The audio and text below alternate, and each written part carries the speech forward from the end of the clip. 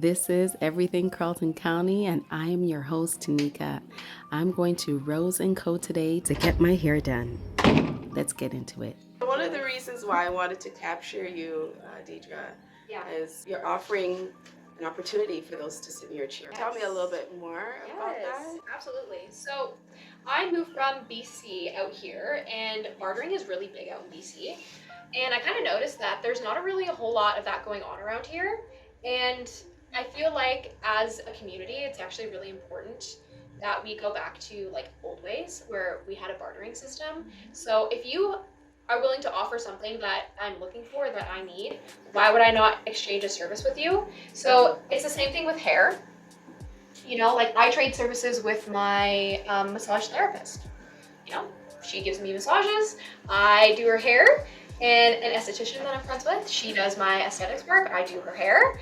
Like if it can help my community and if it can help people who are, you know, like not as wealthy or are struggling, you know, it's really hard out there right now. Like, and I know that getting your hair done is a luxury. I don't disagree with that.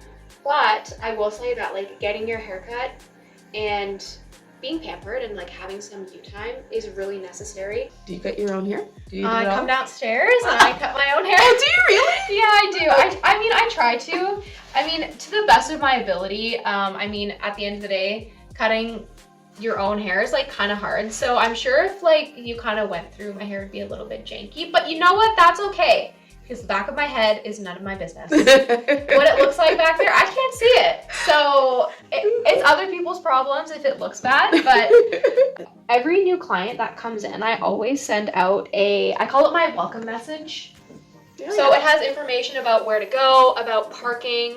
My studio is in a old Victorian house. So I'm not like a normal business front that you'd expect.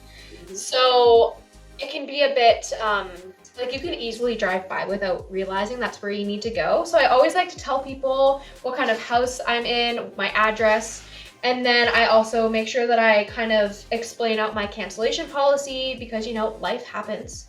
Sometimes we can't go to our appointments and that's totally fine. Yeah. And then for my curly people, I always send out in that same message about how to come with your hair. Yeah. That's really important when you go and you see a curly stylist.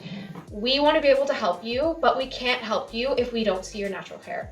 So if you come in and you haven't done your hair in like 4 days, you've been wearing it up in a bun, you know, or you straightened it or something like that, we need you to come in with your natural texture because generally speaking, most, perhaps not all, curly stylists want to see your hair as it is and we'll cut it in its natural form.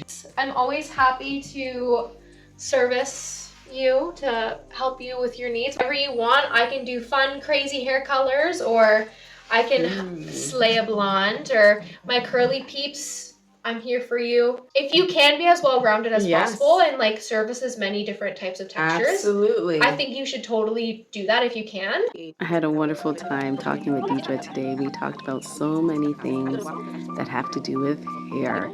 So if you're looking for a stylist, a curly specialist, you may want to think about going to Rose & Co. Deidra. You know, doing textured hair, especially coily textured hair, can take some time. So much respect to Deidra.